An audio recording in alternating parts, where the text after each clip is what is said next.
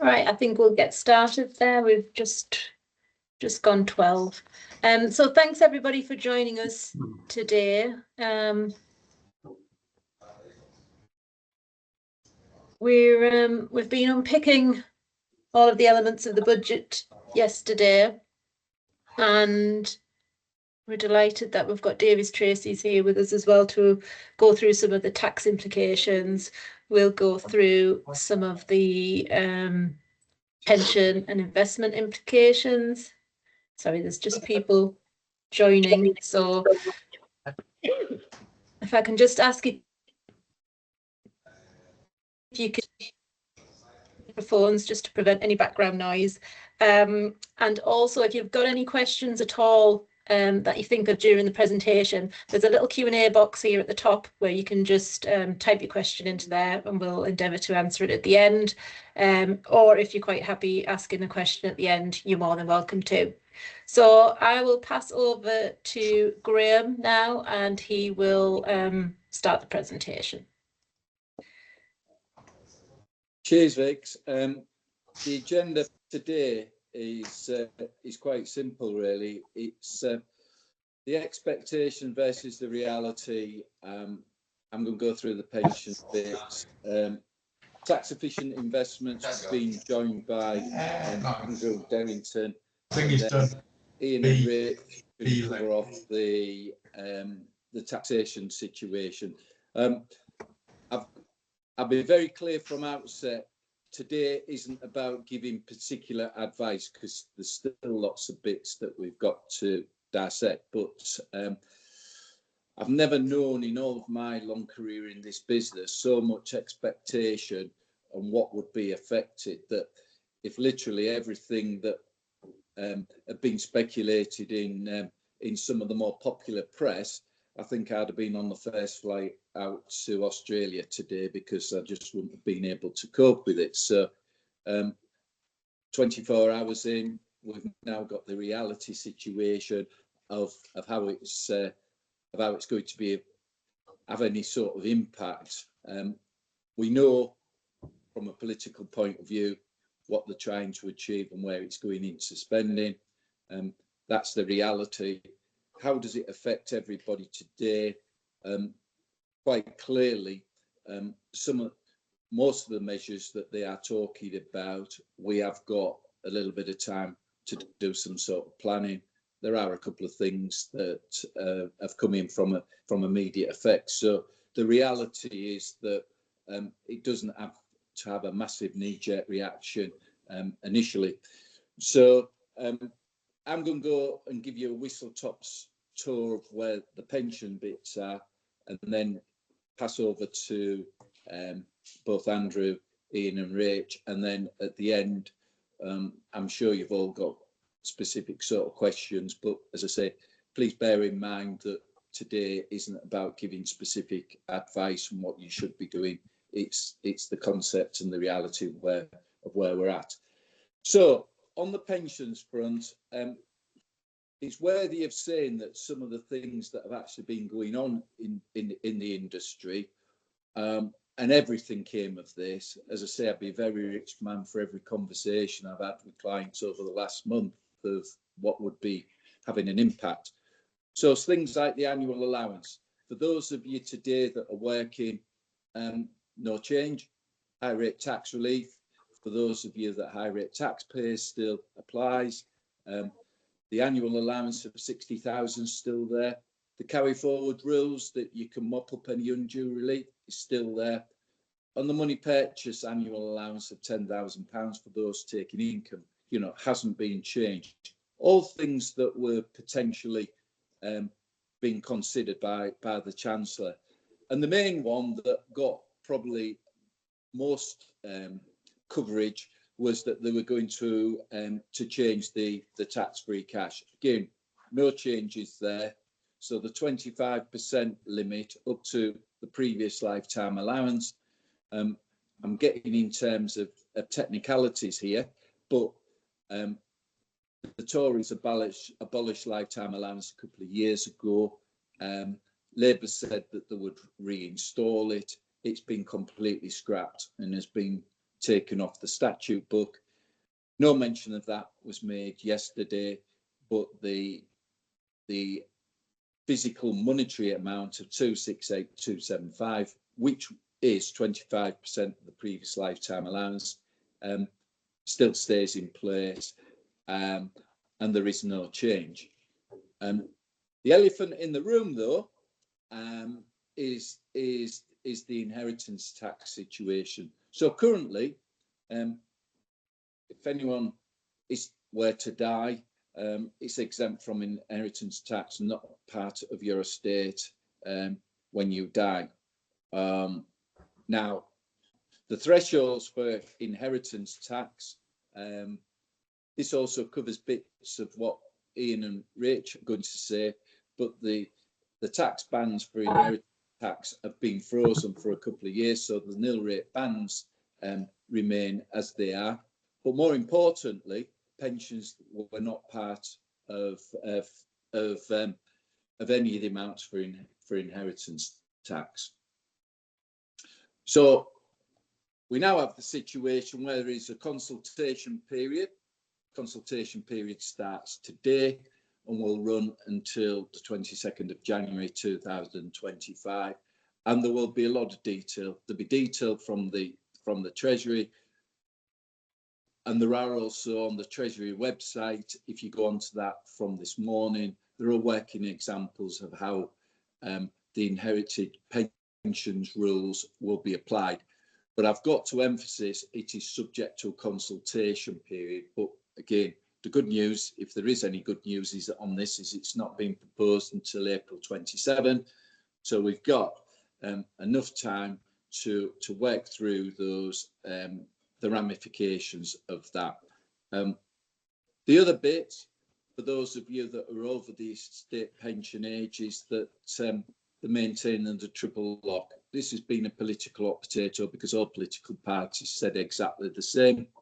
There is a slight misnomer, and some of you on this call who are in receipt of it will say, well, my amount isn't going up by that amount, but your state pension will go up by 4.1%.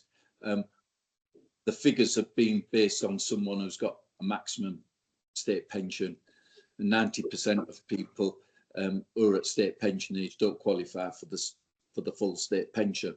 Nevertheless, it is increasing by 4.1%. What are my initial thoughts on all of this is that from a pensions point of view, the immediate impact is, for us as advisors, we've got off with this a little bit lightly because we don't have to do any knee-jerk reactions. But as I say, further news will be drip-fed through the press, through various bulletins over the next few weeks, and certainly we'll get some sort of announcement in terms of the specific rules after the consultation. But at present, there's a lot still in the detail to be decided. So the advice that you'd expect me to say is to do nothing in the interim period. So that's my little bit of a whistle-stop tour. Some of you think, thank God for that Graham isn't going rabbit on like he normally does. So I've got away with this quite lightly. I will come back on some other things, but on the more tax-efficient investment side, hopefully Andrew's sat somewhere in Scotland that can now jump on and say a few words on that. Lovely. Thanks ever so much, Graham. I hope you can hear me. I sat somewhere in Scotland. You're absolutely right. And I'll try and do this in sort of 5 minutes, guys. We can cover this off quite quickly, I think. Our world, really, in the tax efficient world, this is investments which deliver some sort of tax benefit over and above pensions and ISAs that you're used to. Our world generally revolves around inheritance tax and income tax. Inheritance tax obviously was changed a little bit in which will affect us as well. The changes yesterday, which sort of affected us, really revolved around this relief called business relief. In terms of IHT planning, you have gifts and trusts that you might typically use, but a lot of people quite like moving their money into investments in business relief qualifying investments. Now, they're actually the top two ones there, AIM investments and investments qualifying for business property. They actually both qualify for BR. And all that means is that the day before yesterday, you could move money into these investments, and so long as you held them for 2 years, and on death, they were outside of the IHT net, still part of the estate, but charged at near zero IHT. Okay, now I'm just going to focus on the middle one, which is, it says business property relief, and this is investments in unquoted trading companies. So what the revenue said yesterday was that if you hold business relief qualifying assets, that might be your own business and it might be investments that we provide, then you have full relief. If you die after April 2026, then you have full IHT relief up to £1 million. Any assets that you hold qualifying for business relief over and above £1 million, if you die after April 2026, will be subject to IHT at 20%. All right, so you have to add up all of your assets that qualify for business relief. As I said, that might be your own business, but if you don't own your own business, then people use our investments, providing a very steady, boring, predictable return, which also deliver BR. And so there is that restriction now on full relief up to £1 million and 50% relief over and above £1 million. Okay. Now, in terms of AIM, these are investments in the market, the alternative investment market, which is much more of a sort of market style return, a little bit more volatility, but perhaps a higher return than the steady Eddie ones. The government did change that. We thought they were going to abolish a business relief on AIM completely, but they didn't. They just halved it. So any AIM portfolios that you might hold will now be charged to IHT at 20% rather than 40%. It's going to be interesting to see how that plays out, whether people move from AIM portfolios into the steady Eddie BR portfolios to increase the rate of IHT relief they get remains to be seen. With AIM, you can still use them within an ISA and on platforms. And as I said, the return was probably over time be higher, but there's greater volatility. So whether we'll see how that plays out as to whether people perhaps move away from AIM and into the more steady Eddie BR investments. The other part of our world is very much driven around income tax, with VCTs at the bottom there. You can see VCT's Venture Capital Trust for Income Tax Planning. People tend to use these from now until April the 5th to mop up 24-25 income tax. That hasn't changed. The reliefs around VCT haven't changed at all. Similarly, EIS, Enterprise Investment Scheme, people tend to use those to defer capital gains. Again, the rules around that haven't changed. The CGT rates went up yesterday, so we might see a bit more interest in EIS to defer those capital gains.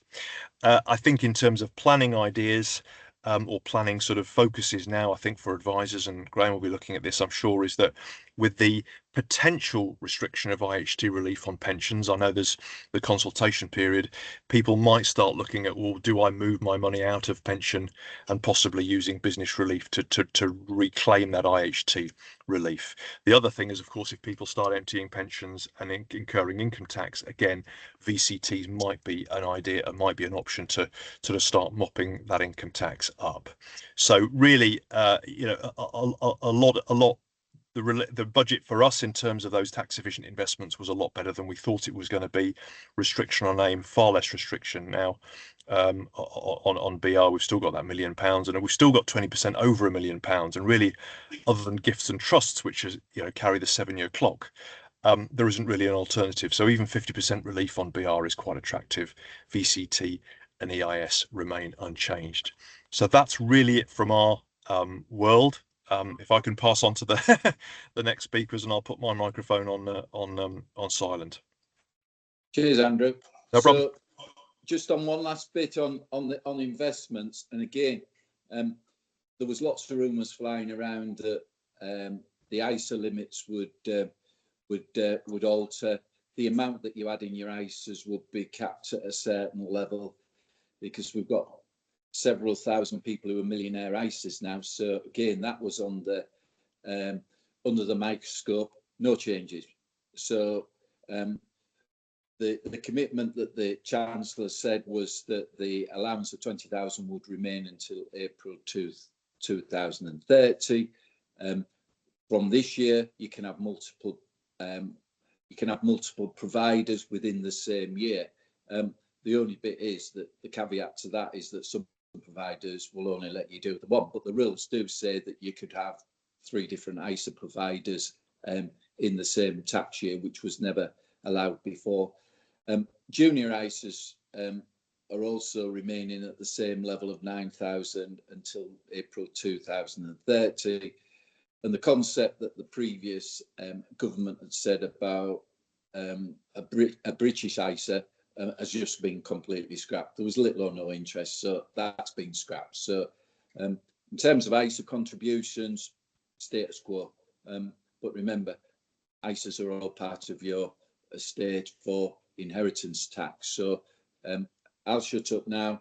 I'll hand over to Ian and Rach from Davis Tracy, who can go through the tax bits, and then, as I say, at the end we'll go into the Q&A. Thanks, Graham. Hi, guys. Hello. Yeah. Hi. Can you hear me? Yeah. Can you hear me? Yep. Yep. Yeah. Great. Yes. Happy Halloween, everyone. The budget Just wasn't finished carving my pumpkin. Have you? E.T. How are you getting on? It looks more like Bruce Lee than E.T. actually. Well, the results of the budget weren't as spooky as I thought they were going to be. I think they could have been a lot worse. So there we go.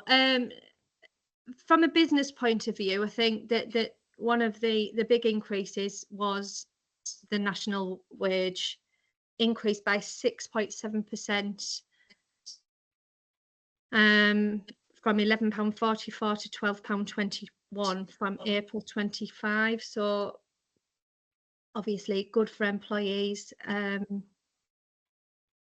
Employers not so good. No change to national insurance for employees, but employers' national insurance, that I think we expected that to be increased, but it's gone from 13.8% to 15%, rise of 1.2% from April 2025.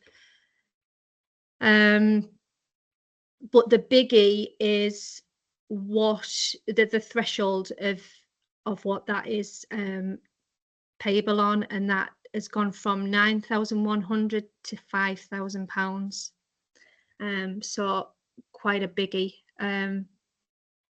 The only negating factor for employers is the fact that the employment allowances increased from 5,000 to 10.5. So hopefully the smaller employers won't be affected as much by that.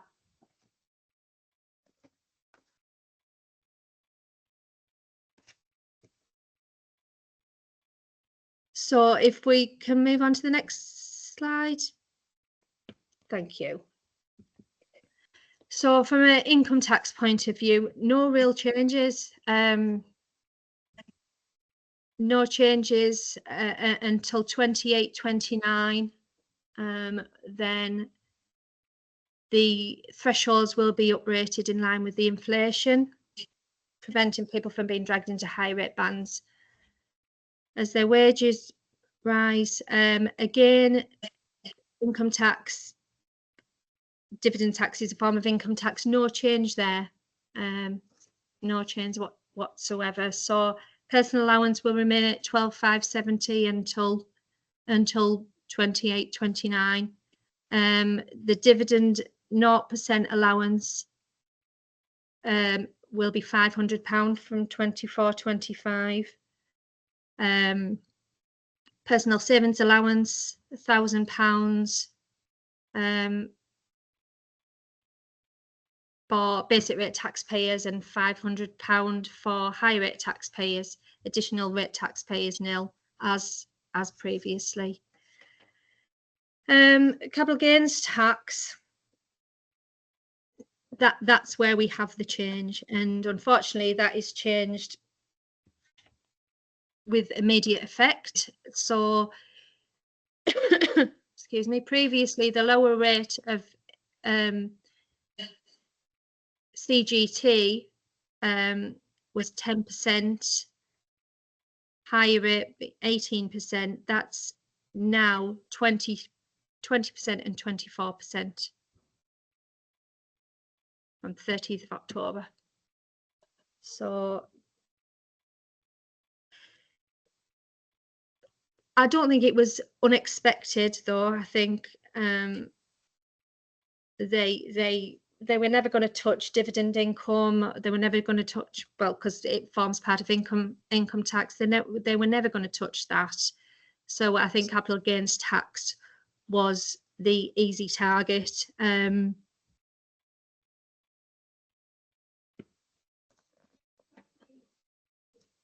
So that leads us on to, actually,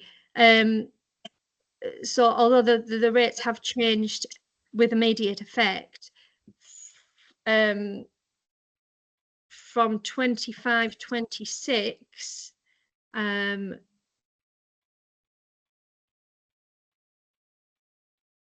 no, that's not the case, is it? Sorry. Yes, so they were from immediate effect, but business asset disposal relief currently 10% on assets up to £1 million. Now that is increasing to 14% from April 2025.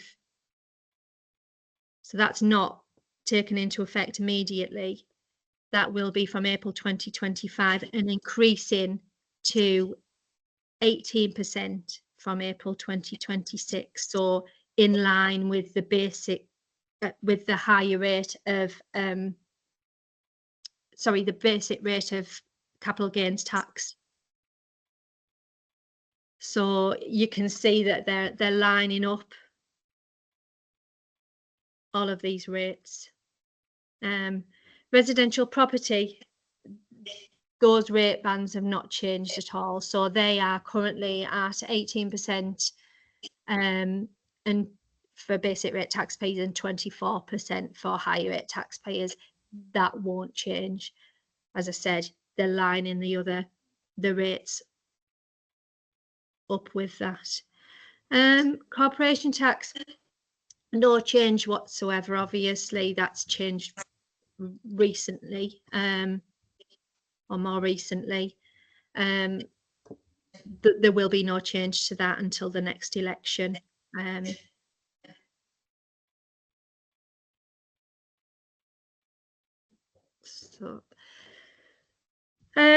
Yeah, I think we've already touched upon ABR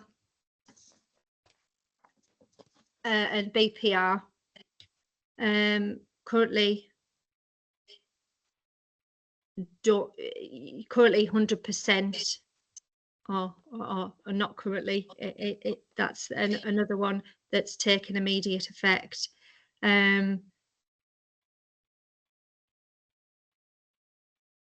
So currently 100% BPR with no cap, but that will change from April 26. And they will be merged. So BPR, APR will be merged, and there will be a cap on that of £1 million, whereby anything above that, the effective rate will be 20%. For example, you have a lifetime gift of unquoted shares of £2 million, say, on or after 30th of October 24, will be filled potential exempt transfer if the donor dies within 7 years. The 7-year rule hasn't changed. You would get 100% relief would apply to the first million and 50% to the next million under the new rules if the recipient owned the shares until the donor's death, and then the donor's death is on or after April 2026. There are some planning points to be considered around that. So there's something that can be done to mitigate that if we plan ahead, basically. Non-dom regime, that's to be abolished from April 2025. I'm not going to go into that in any detail. If there are any non-doms out there that need any advice, then feel free to give us a call.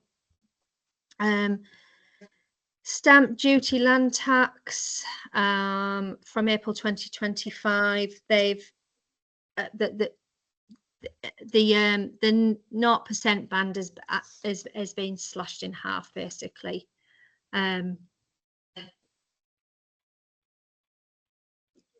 Not great news for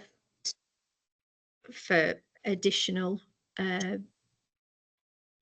property, people buying additional properties. First time buyers, their 0% band applies when they're purchasing a house for less than 300,000. They won't pay any stamp duty, land tax on that.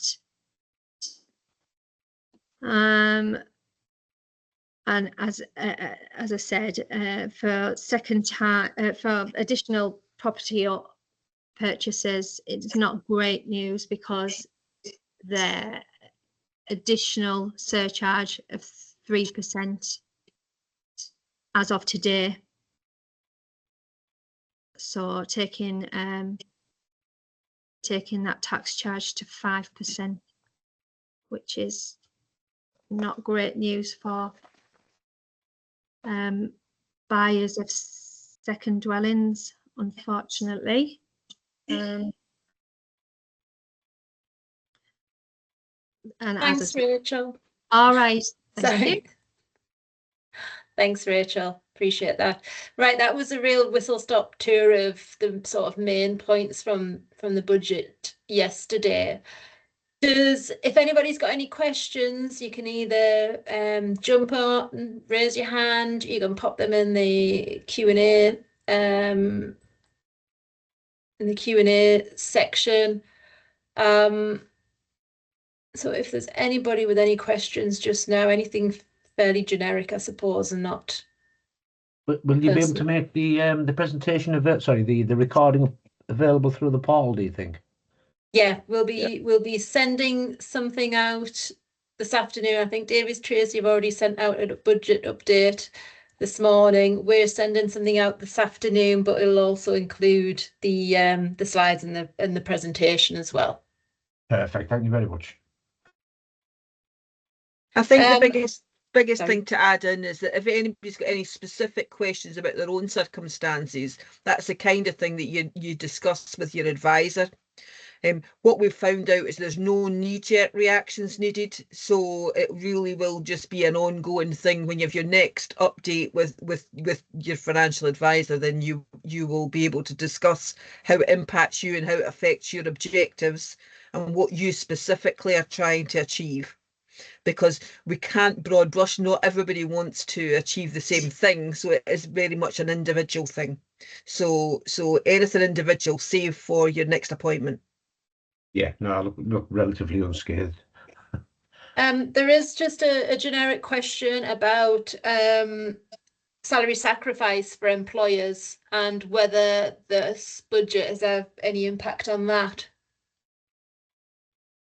Yeah, it's an interesting one, is that, and I know some of you who are in retirement have got no impact on the national insurance, but for those of you that are running your own companies, and in terms of the pension contributions, which again was unscathed under the workplace pensions, a lot of you might be paying more than that. If you have not got them set up under what we call a salary sacrifice arrangement, I urge you to have a look at those, because there are some savings to be made, and some of the increase in the national insurance can be averted through that method. It's not a loophole.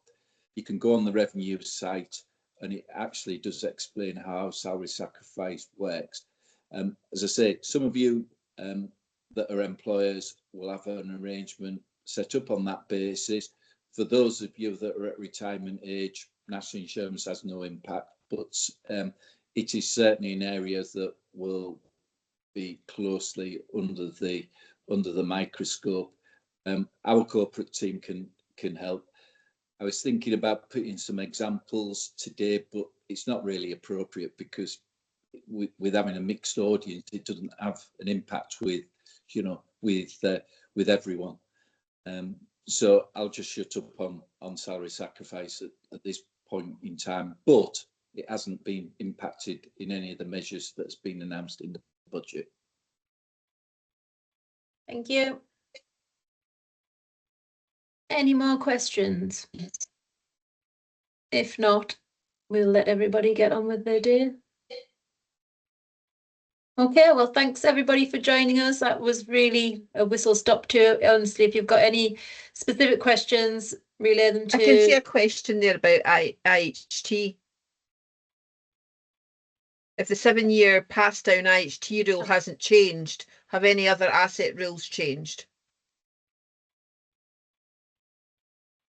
So by that, is that any gifts out of regular income? That kind of thing? No, so no changes to gifts out of regular income. No, other than the BPR relief. No changes to IHT. No changes to the rates. Nothing. Thanks. Thanks, Rachel. Okay, we'll leave it there. Thanks everybody for joining us. Thanks Have a very lovely much. afternoon. Thank Bye you. now. Thank you. Thank you. Thank you. Bye. Bye-bye. Thank you.